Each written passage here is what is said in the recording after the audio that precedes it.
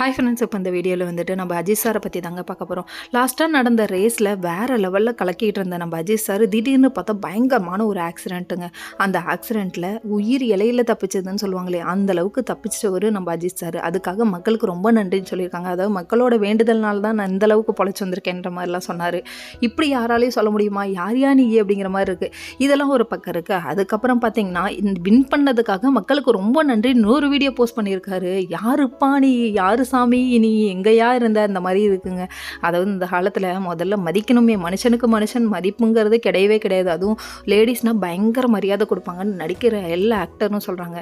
இவர் உண்மையாலுமே பக்கா ஜென்டில்மேன்ப்பா, தலை வருமா அப்படின்னு சொல்லிட்டு சும்மாவா பாட்டு எழுதுனாங்க. அதுக்கேற்ற பேர் இவருக்கு மட்டும்தாயா பொருந்தும். அந்த மாதிரி இருக்குங்க.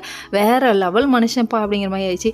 இப்போ லாஸ்ட்டாக போட்ட வீடியோவில் வந்துட்டு மக்கள் எல்லாருக்கும் ஒரு ஹாப்பி நியூஸ்ப்பா, நான் ஜெயிச்சிட்டேன், கப்பு முக்கியம் பிகிலுன்னு சொன்ன வார்த்தை உண்மையாயிடுச்சுங்க. கப்பை அடித்து காமிச்சிட்டாருப்பா, வேற லெவல்ப்பா அப்படிங்கிற மாதிரிச்சு. அது மட்டும் இல்லைங்க, வத்தி குச்சி பத்தி காதுடா யாரும் வந்து வரசுற வரையில், அந்த பாட்டு வேற லெவல்ப்பா. அந்த மாதிரி இருக்குங்க இந்த உண்மையான வார்த்தைகள்லாம். எதுக்காக இப்படி சொல்கிறேன்னு பார்க்குறீங்களா? அதாவது ஏமானிக்கே நாங்கள் டேக்கா கொடுத்து வேலையை பார்ப்போம்ல, அந்த மாதிரி ஆயிடுச்சு.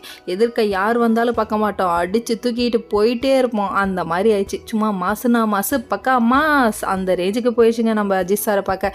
சரி, இதுக்கப்புறம் அவரோட ரேஸில் வேற லெவலில் மென்மேலும் வளர்கிறதுக்கு நம்ம ஒரு வாழ்த்துக்களை போட்டுருவோம். Okay friends, next